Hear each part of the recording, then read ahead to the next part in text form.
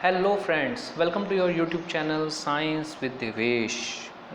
In this series we are discussing the science of class 10th as we are meeting after a long time after a summer vacation because कोई भी class हो, कोई भी पढ़ाई हो, कोई भी काम हो, हर एक काम में ब्रेक तो बनता है। तो पढ़ाई करने के बाद अब ब्रेक इज़ नेसेसरीली रिक्वायर्ड। और जैसा कि हम सभी जानते हैं इस बार हम गर्मियों में ज़्यादा एंजॉय भी नहीं कर पाए क्योंकि लॉकडाउन है इंडिया में, लेकिन फिर भी पढ़ाई नहीं करते हैं तो ये एक तरह का एन्जॉयमेंट है। आजकल स्टूडेंट्स की यही सोच बन गई है, बैड है, अच्छा नहीं है, लेकिन स्टिल। तो आप सभी ने अपने वेकेशंस एंजॉय किए होंगे as we are meeting after a long vacation. तो नया चैप्टर स्टार्ट करना बनता है। Last chapter, the lengthiest chapter of science, class 10 science, वो हम ख़त्म कर चुके हैं। What do we call it? Light, reflection and refraction. उसको हमने ख़त्म किया है, बड़े अच्छे से पूरा किया है। हाँ, अगर किसी स्टूडेंट को उस चैप्टर के नोट्स या PDF चाहिए तो मैं डिस्क्रिप्शन बॉक्स में आपको एक नंबर देकर रखूँगा। उस नंबर पे you can message me, only WhatsApp, हाँ, no calls, message me, then I will transfer you, send you the notes and PDF of the same chapter. NCERT questions, हाँ, only, not extra questions. Today we are going to start a new chapter that what we call life processes. Bio का chapter है, interesting है। सबसे बड़ी बात, numericals नहीं है। Light में सभी ने कहा था सर इतने सारे न्यूमेरिकल्स हम कैसे करेंगे कैसे करेंगे कैसे करेंगे। तो आज एक ऐसा चैप्टर शुरू किया है जिसमें हमें मैथ्स की ज़रूरत ही नहीं है, हमें सिर्फ कहानियों की तरह इसको समझना है। क्लियर? सबसे पहले हमारा पहला काम क्या होता है, ये चैप्टर का नाम क्या है? Life processes. इसको दो पार्ट में डिवाइड कर देते हैं। लाइफ का मतलब क्या होता है? जीवन, जो हम जी रहे हैं, जो भी हम कर रहे हैं। और प्रोसेसेस का मतलब क्या होता है? इस जीवन को जीने के लिए, इस लाइफ को जीने के लिए, इस प्लैनेट पर सरवाइव करने के लिए कौन कौन सी प्रोसेसेस नेसेसरी हैं, कंपलसरी हैं, जो हमारी बॉडी को करनी ही पड़ेंगी। अगर वो प्रोसेसेस हम नहीं करते हैं तो we can not survive. Clear? तो इसलिए हमने ये नया चैप्टर स्टार्ट किया है, लाइफ प्रोसेसेस। चलो देखते हैं, समझते हैं, पढ़ते हैं। क्लियर? क्या बताना चाहता है इस चैप्टर में राइटर हमें कि आप किसको लिविंग कहोगे?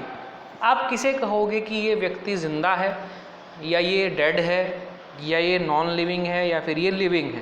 क्योंकि लाइफ प्रोसेस की हम बात कर रहे हैं तो सबसे पहले हमें ये जानना पड़ेगा कि लाइफ किसको कहते हैं। What do we call a life? Clear? एक अलाइव, एक व्यक्ति अलाइव है, the one person is alive and other is not alive. तो what is the difference between them? तो आप कहोगे सर एक कुत्ता है हमारे पास, बड़े अच्छे से वो भाग रहा है। फिर कोई मेरे जैसा कोई गांव का कहेगा कि सर हमारे पास गाय है, वो लगातार ना घास खाती रहती है, चूइंग इट्स कड्स। ठीक है ना? सर हमारे मम्मी पापा बहुत चिल्लाते हैं, बहुत ज़्यादा चिल्लाते हैं। ठीक है ना? तो ऐसे लोगों को हम क्या कहेंगे? लाइव। क्योंकि कुत्ता हमें भागता हुआ दिखाई दे रहा है, गाय हमें मुंह चलाती हुई दिखाई दे रही है, हमारे मम्मी डैडी हमें डांटते हुए दिखाई दे रहे हैं। तो what do we call it? That they are living. हम उन्हें लिविंग कहेंगे। अच्छा, फिर मैं आपसे एक क्वेश्चन करूँगा, क्या वो कुत्ता सोता है? क्या वो गाय, वो आदमी सोते हैं? सोते तो होंगे ना, कभी कभी जब थक जाते होंगे, एनर्जी को रीगेन करने के लिए सोते होंगे। तो फिर उस टाइम पे हम क्या कहेंगे कि सर ये दिन में ज़िंदा थे, अब ये मर गए और सुबह दोबारा ज़िंदा हो जाएंगे, क्या हम ऐसा कहेंगे? तो फिर ये जो क्राइटेरिया है कि वो चल रहे हैं, वो भाग रहे हैं, वो खा रहे हैं, वो चिल्ला रहे हैं, इसको हम लाइफ या लिविंग होने का क्राइटेरिया नहीं मान सकते। क्लियर? अच्छा, फिर प्लांट्स के बारे में अगर बात करें तो हम ऐसा बोलते हैं प्लांट्स लिविंग हैं। तो मैं पूछूंगा भाई कौन से प्लांट्स लिविंग हैं, कौन से डेड हैं, तो आप मुझे कहोगे सर ये जितने भी green green green green green दिखाई दे रहे हैं ना, ये सब लिविंग हैं, और जो ये ग्रीन ग्रीन ग्रीन टूट के गिर गए, सूख गए, ये सारे डेड हैं। फिर मैं आपको क्या कहूँगा कि ऐसा ज़रूरी तो नहीं है कि सारे के सारे प्लांट्स जो हैं वो ग्रीन हों। क्लियर? ऐसे भी प्लांट्स हैं जिनका रेड कलर होता है, वाइट कलर होता है, ब्लू कलर होता है, तो क्या वो डेड हैं? चलो यहाँ से हमें क्या पता चला कि हम ये भी नहीं कहते कि जो ग्रीन कलर के प्लांट्स हैं वो लिविंग होंगे, ये भी क्राइटेरिया नहीं हो सकता। क्लियर? तो फिर हम कहते हैं कि sir growth is one of the criteria, कि हम कह सकते हैं कि कोई लिविंग है या नॉन लिविंग है। हम छोटे से बच्चे थे, अब हम इतने बड़े हो गए, हम और बड़े हो जाएंगे, तो ग्रोथ को हम क्राइटेरिया कह सकते हैं कि जो चीज़ हमें बढ़ते हुए दिखाई देती है वो कैसी है? लिविंग। क्लियर? लेकिन मैं तो लेकिन कहने के लिए ही बैठा हूँ, आप जितने भी कमेंट्स दोगे मैं उन सब के सामने क्वेश्चन खड़ा करूँगा। हम क्या कहेंगे कि प्लांट्स जो हैं क्या उनकी ग्रोथ होती हुई आपको दिखाई देती है कि ये बढ़ रहे हैं? वो तो पता ही नहीं चलता, कब 2 फुट से 200 फुट के हो जाते हैं। क्लियर?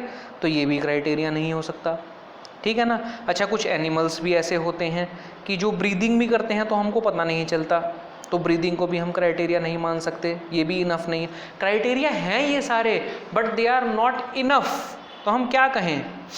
फिर आप कहोगे कि सर और कुछ बताओ, तो फिर ये सब चीज़ें तो हमें दिखाई दे रही हैं, लेकिन there are many more organisms that we can't सी।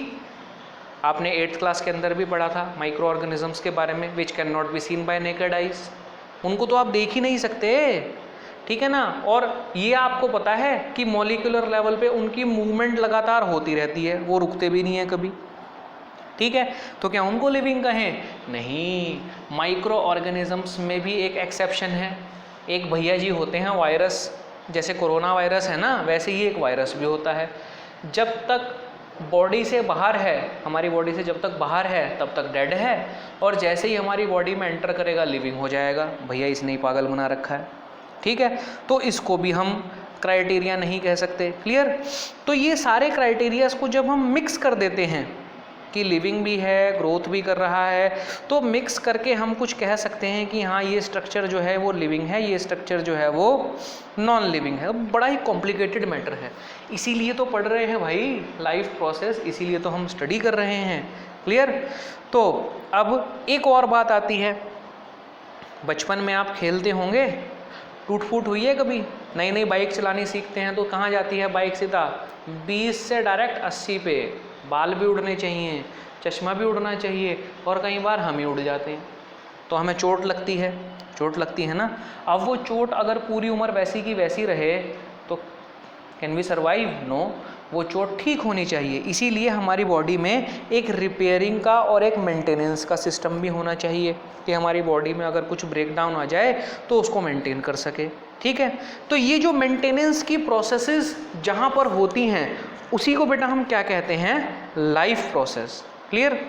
किसको हम लिविंग कहेंगे? जिसके अंदर ये मेंटेनेंस की प्रोसेसेस हो रही हैं। चोट लगने के बाद जो रिकवर हो रहा है, हड्डी टूटने के बाद जिसकी हड्डी दोबारा जुड़ रही है, ठीक है ना। प्लांट्स भी ऐसे ही हैं, आप एक बार उनको काट दो। आपने एक अशोका का पेड़ देखा है? अशोका का एक पेड़ होता है, उसको आप जहाँ से काटोगे ना वो वहीं से ग्रोथ करना स्टार्ट कर देता है।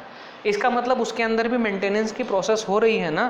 तो इस मेंटेनेंस की प्रोसेस जिनके अंदर हो रही है, ये एक ऐसा फंक्शन है जिसके क्राइटेरिया के बेसिस पे हम कह रहे हैं कि हाँ ये चीज़ें लिविंग हो सकती हैं।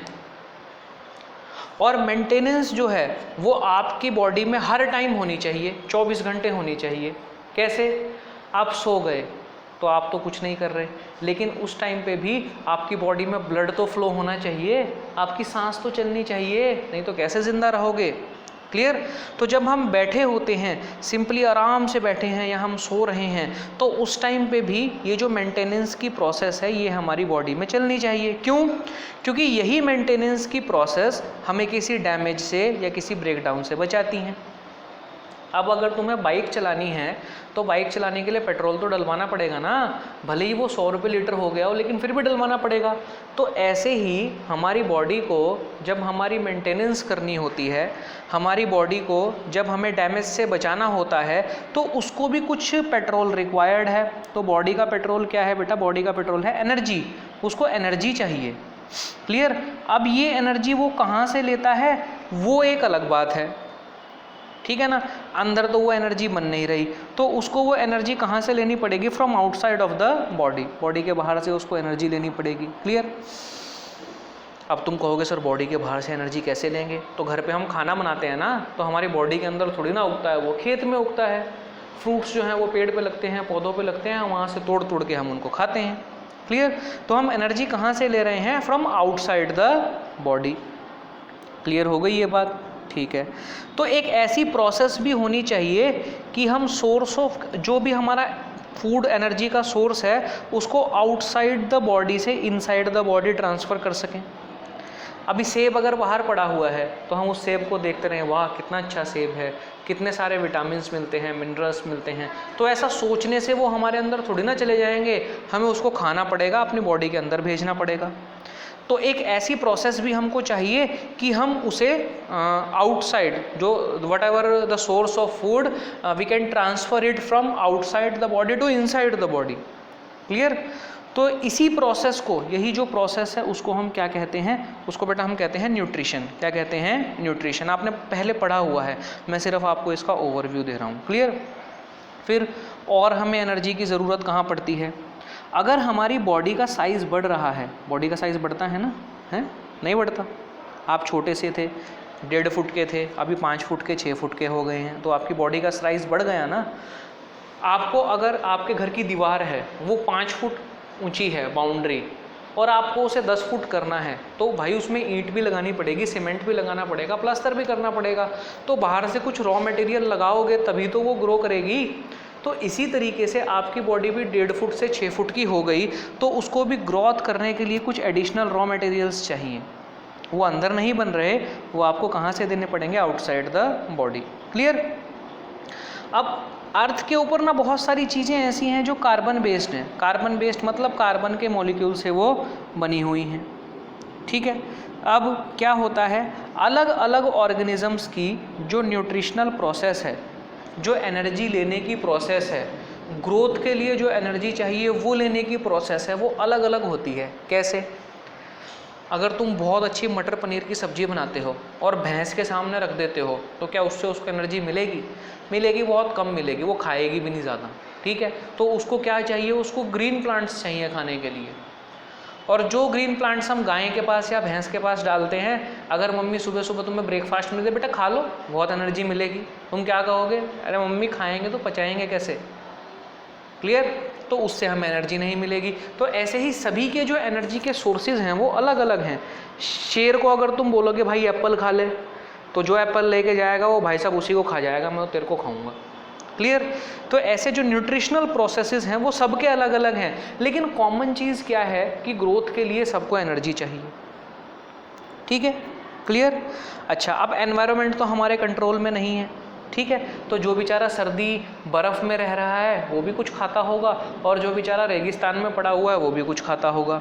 लेकिन कॉमन चीज़ क्या है कि जब हम जो भी खा रहे हैं, जो भी हमारा सोर्स ऑफ एनर्जी है, चाहे वो गाय भैंस के अंदर घास हो, चाहे वो आपके अंदर पनीर हो, चने हो, छोले हों, कोई मीट खा रहा हो, ठीक है ना, कोई चिकन खा रहा हो, कोई एनिमल है वो कच्चा मांस खा रहा हो, लेकिन जो फाइनल प्रोसेस होती है वो क्या होती है कि जो भी हम खा रहे हैं हमारी बॉडी उसे तोड़ देती है, हमारी बॉडी उसे ब्रेक डाउन कर देती है और उसे सिंपल फॉर्म में कन्वर्ट कर देती है।